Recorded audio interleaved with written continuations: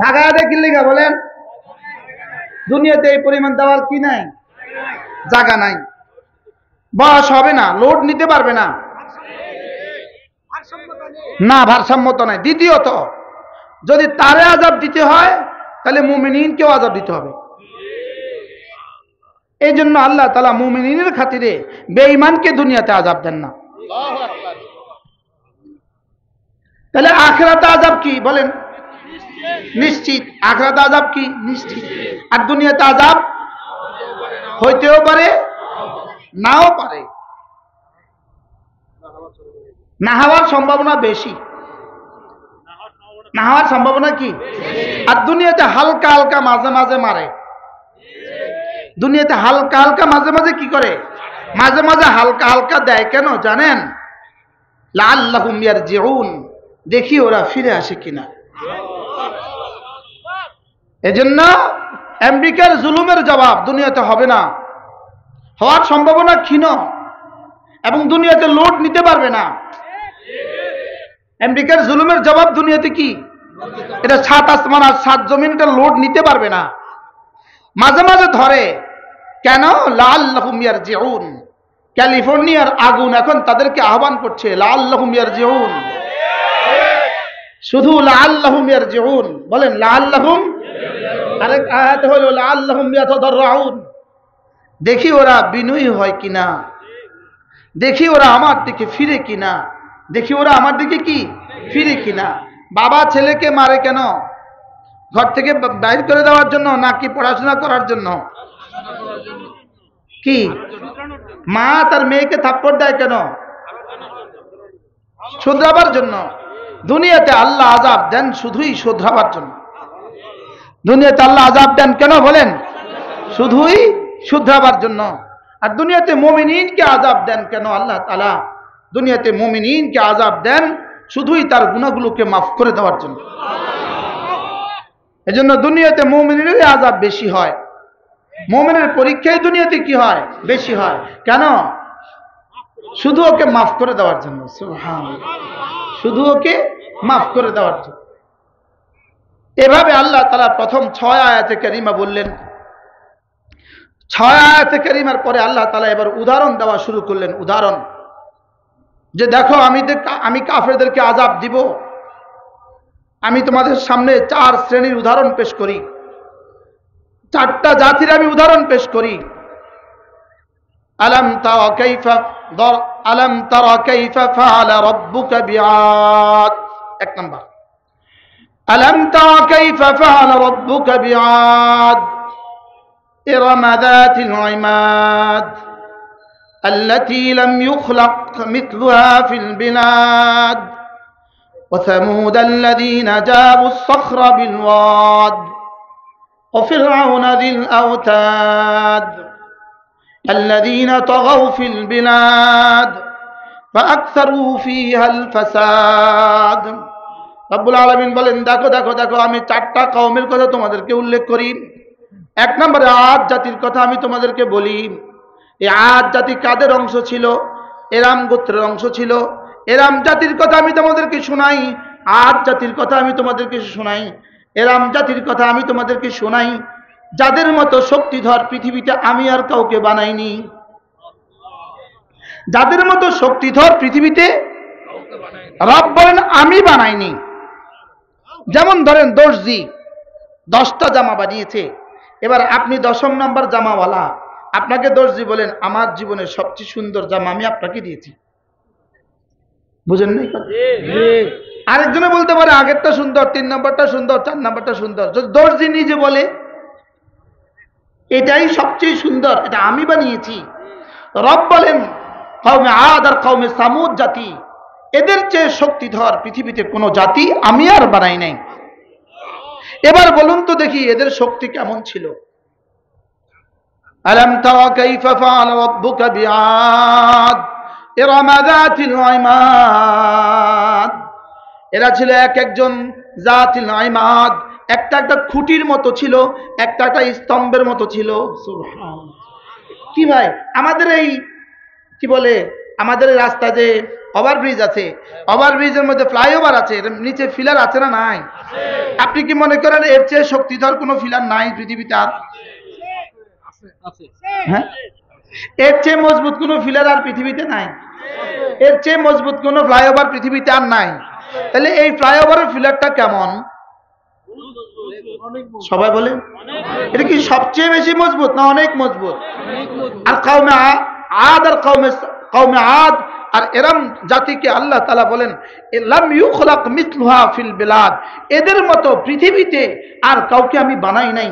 এরা ছিল এক একটা স্তম্ভের মতো, এক একটা খুঁটির মতো ছিল।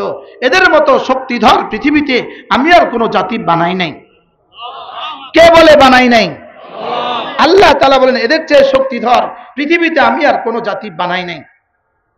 আল্লাতী লাম ইউখলাক মিসলুহা ফিল বিলাদ ওয়া সামুদ আল্লাযীনা জাবুস সখরা বিল ওয়াদ, আমি সামুদ জাতিকে সৃষ্টি করেছি। ওয়া সামুদ, আর সামুদ জাতির দিকে তুমি একটু ফিরে তাকাও, আর সামুদ জাতির দিকে একটু তাকাও। আল্লাযীনা জাবুস সখরা বিল ওয়াদ, যারা না পাহাড় কেটে কেটে ঘর বানাতো, যারা পাহাড় কেটে কেটে কি ওই ঘর, যেই ঘরে হযরত শুআয়ব আলাইহিস সালাম ছিলেন পাহাড় কেটে কেটে, ওই শহরের আশেপাশে ছিল সামুদ জাতি। ওই ঘরে আমার ঢোকার সৌভাগ্য হয়েছে। পুরোটা পাহাড়ের নিচে কেটে কেটে উপরে হাজার হাজার হাজার ফিটের পাহাড় কেটে কেটে ওখানে ঘর বানিয়েছে। আমার কাছে মনে হয়েছে এই কামরাটা বুঝি ছিল হযরত মূসা ইসলামের কামরা। কি হয়, এই শুআয়ব আলাইহিস সালামের ঘর, এই মূসা ইসলামের কামরা। এখান থেকে সর্বোচ্চ 200 মিটার সামনে হযরত মূসা ইসলাম ওই কুয়া ছিল, যেই কুয়া থেকে শুআয়ব আলাইহিস সালামের মেয়েদেরকে পানি তুলে পান করিয়েছিল। ওই কুয়াটা এখনো অবিকৃত অবস্থা আছে, ওই অবস্থাতেই আছে। এর থেকে 3-4 কিলোমিটার দূরে ওই পাহাড় আছে, যেই পাহাড়ে হযরত মূসা আলাইহিস সালাম পাথরে আঘাত করার দ্বারা 12টা নহর জারি হয়েছে। ওই 12টা নহর এখনো অবিকৃত অবস্থায় আছে। সেদিন যেভাবে পানি বুদবুদ করে উঠছিল, এখনো সেই পানি এখনো উঠছে। আর কওমে আদ আর কওমে সামুদের বস্তিগুলো, তাদের ওই পাহাড়গুলো আল উলার পাহাড়গুলোর দিকে তাকাইলে, মাদায়েনে সালের পাহাড়গুলোর দিকে তাকাইলে বোঝা যায় এই পাহাড়গুলো তাদের ঘর ছিল। এই পাহাড়গুলো তাদের কি ছিল? তাদের ঘর ছিল। তারা পাহাড়ে ঘর কেটে কেটে, পাহাড় কেটে কেটে ঘর বানাতো, পাহাড়ের চূড়ায় কেটে কেটে ঘর বানাতো। তো কিভাবে উঠতো ওই পাহাড়ে? যেন জমিন থেকে এক কদম দিয়ে ওখানে উঠে যেত। কি হয়, এটা কি পরিমাণ শক্তিধর ছিল। আল্লাহ তাআলা বলেন এই 3 শ্রেণী আরেক জাতির কথাও তোমাদেরকে আমি শোনাই। ফিরআউনা যিল আওতাদ, ফিরআউনের কথাও আমি তোমাদেরকে শোনাই। ফিরআউন কেমন ছিল? যিল আওতাদ, সে যার উপরে রাগ করত তাকে ধরে নিয়ে আসতো আর তাকে মরুভূমিতে শুইয়ে দিত। তার ডান হাতে প্যারেক ঠুকে দিত, বাম হাতে প্যারেক ঠুকে দিত, বাম পায়ে আর ডান পায়ে প্যারেক ঠুকে দিত। এই অবস্থায় তার উপরে সে বিচ্ছু আর সাপ ছেড়ে দিত, বিচ্ছু আর সাপ ছেড়ে দিত। এই অবস্থায় শেষ পর্যন্ত এই মাঠে, এই মরুভূমিতে তার মৃত্যু হয়ে যেত। তো আল্লাহ তাআলা বলেন ওয়া ফিরআউনা যিল আওতাদ, এই প্যারেকওয়ালা, কিলকওয়ালা, জলি প্যারেকওয়ালা ফিরআউনের দিকে একবার তাকাও তো দেখি। আলাম তারা কাইফা ফাআলা রাব্বুকা বিআদ ইরাম যাতিল ইমাদ আল্লাতী লাম ইউখলাক মিসলুহা ফিল বিলাদ وفرعون وثمود الذين جابوا الصخر بالواد وفرعون ذي الأوتاد। এবার এই 4 জাতির 2টা সিফাতের কথা আল্লাহ তাআলা বললেন। الذين طغوا في البلاد الذين طغوا في البلاد فأكثروا فيها الفساد الذين طغوا في البلاد فأكثروا فيها الفساد। এই 2টা সিফাত এই 4 জাতির সাথে যেভাবে মিলে, আজকের আমেরিকার সাথে হুবহু এভাবে মিলে, আজকের নেতানিয়াহুর সাথে হুবহু এভাবে মিলে। যারা বাংলাদেশ থেকে ভেগে গেছে তাদের সাথেও এভাবে মিলছে। 100 বলেন, 100 বলেন, কত মিলছে বলেন? আল্লাযীনা তাগাউ ফিল বিলাদ, যারা না শহরে সীমাহীন বিশৃঙ্খলা সৃষ্টি করেছে। আল্লাযীনা তাগাউ ফিল বিলাদ, যারা সীমাহীন সীমা লঙ্ঘন করেছে, যারা পৃথিবীতে সীমা লঙ্ঘন করেছে। আল্লাযীনা তাগাউ ফিল বিলাদ ফাআকসারু ফিহাল ফাসাদ, জমিনে সীমাহীন বিশৃঙ্খলা সৃষ্টি করেছে। এরা কি পরিমাণ বিশৃঙ্খলা সৃষ্টি করেছে, কি পরিমাণ সীমা লঙ্ঘন গত 16 বছরে এই জাতির এই দেশে করেছে তারা। কি পরিমাণ সীমা লঙ্ঘন করেছে তারা, কি পরিমাণ সীমা লঙ্ঘন, বলেন কি পরিমাণ সীমা লঙ্ঘন তারা করেছে, কি পরিমাণ। শুধু সীমাহীন বললে শেষ হবে? যে পরিমাণ ফ্লাইওভার আর যে পরিমাণ ওভার ব্রিজ বানিয়েছে, বাংলাদেশে মওত পর্যন্ত থাকতে পারতো যদি শুধুই ওলামাদের বিরুদ্ধে ষড়যন্ত্র না করত, যদি শুধুই ইসলামের মুসলমানদের বিরুদ্ধে ষড়যন্ত্র না করত, যদি আল্লাহ আল্লাহ রসুলের বিরুদ্ধে ষড়যন্ত্র না করত, যদি শুধু মসজিদ আর মাদ্রাসার বিরুদ্ধে ষড়যন্ত্র না করত, যদি শুধু কোরআনের বিরুদ্ধে ষড়যন্ত্র না করত, যদি শুধু আলেম উলামাদের বিরুদ্ধে ষড়যন্ত্র না করত। বাস্তব না বাস্তব? বগুড়া ফ্লাইওভার দেখে আমি এই কথাই কইছিলাম, হাই ফ্লাইওভার ওলারা ভাইগা গেল কেন? শুধুই ওলামাদের বিরুদ্ধে লাগার কারণে। শুধু কি বলেন, শুধু কি? শুধু ওলামাদের বিরুদ্ধে কি লাগার কারণে। ওলামাদের বিরুদ্ধে লেগে কেউ টিকে না, কিয়ামত পর্যন্ত কেউ টিকবে না। বলেন না ইনশাআল্লাহ? বলেন ইনশাআল্লাহ, বলেন ইনশাআল্লাহ। আমাদের বাংলাদেশের আমাদের কিছু যুবকরা একটা স্লোগান দিত, বাংলা সাইডা ভারত যা, বাংলা সাইডা ভারত যা। এটা যে এভাবে শতভাগ কবুল হবে এটা কখনো আমাদের ধারণা ছিল না। বাস্তব না বাস্তব? বলেন যে এভাবে শতভাগ কবুল হলো কেন? এজন্য আগামী পৃথিবীতে, আগামী ইতিহাসে বিসিএস একটা বাক্য প্রশ্ন লিখবে, বাংলাদেশে একটা বাক্য বলুন যে বাক্য শতভাগ জীবিত হয়েছে, শতভাগ সত্য প্রমাণিত হয়েছে। ওটা হবে এই বাক্য, চশমাওয়ালি বুবু যান, বাংলা সাইরা ভারত যান। আমাদের ধারণা ছিল না যে এভাবে আন্ডা বাচ্চা সহ ভারত যাবে, এটা আমাদের ধারণা ছিল না। কি ভাই, প্যাটেরটাও নিয়ে গেছে, পিঠেরটাও নিয়ে গেছে। এখন প্যাটেরটা কই, সেটাও ভারত, পিঠে যেটা আছে ওরাও ভারত। এরা সারা দুনিয়াতে ঘর বানাইছে, সারা দুনিয়াতে এরা সারা দুনিয়াতে ঘর বানাইছে। কানাডা ঘর বানাইছে, আমেরিকা ঘর বানাইছে, হইতে পারে ক্যালিফোর্নিয়াও এদের 2-4টা 10,000 বাড়ি এদেরও পড়ে গেছে। কি এরা সারা দুনিয়া ঘর বানাইলো, লেকিন শেষ তক দিল্লি এদের আশ্রয়স্থল হইল কেন? প্রশ্ন হইতে পারে না, দিল্লি এদের আশ্রয়স্থল হইল কেন?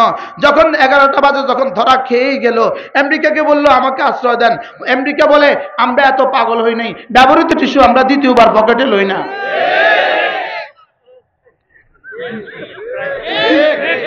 এবার লন্ডনকে একই কথা, লন্ডনকে বলে আমাকে আশ্রয় দেন, না ব্যবহৃত টিস্যু আমরা এত বেকুব হই নাই, ব্যবহৃত টিস্যু আমরা আর পকেটে লই না। ব্যবহার শেষ, এবার ফেলে দিব আস্তে করে।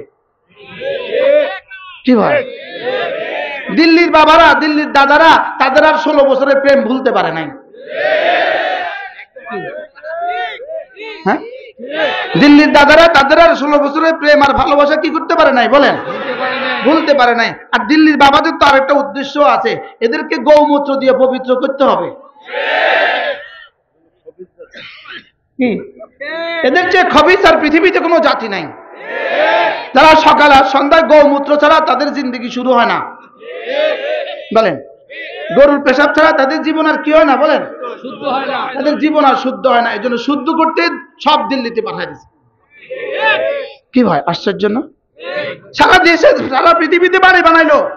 ওদের খবর ছিল, জানা ছিল, একত্র করে বিশ্বাস ছিল যে একদিন আমাদেরকে পালাতে হবে। এই জন্য এত বাড়ি এত দেশে বানাইলো কেন? বলা তো জানা, পালাবার সময় কোন দেশে ভিসা পাই,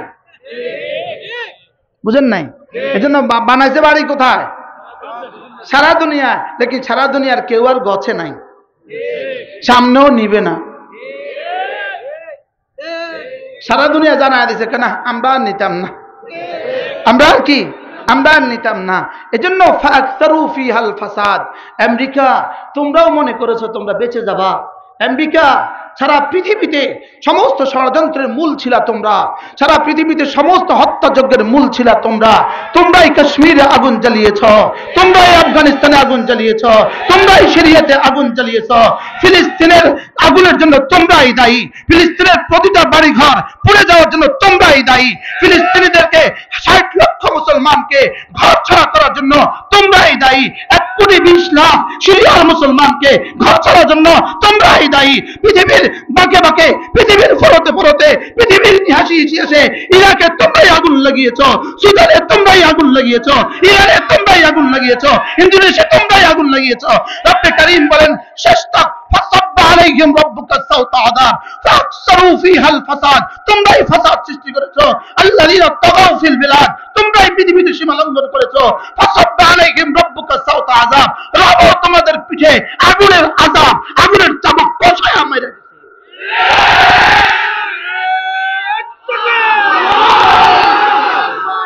কি পরিমাণ মারছে! সারা পৃথিবী মিলে তাদের একটা ঘর পড়তে পারতো না, সারা পৃথিবী মিলে তাদের একটা এলাকা পড়তে পারতো না।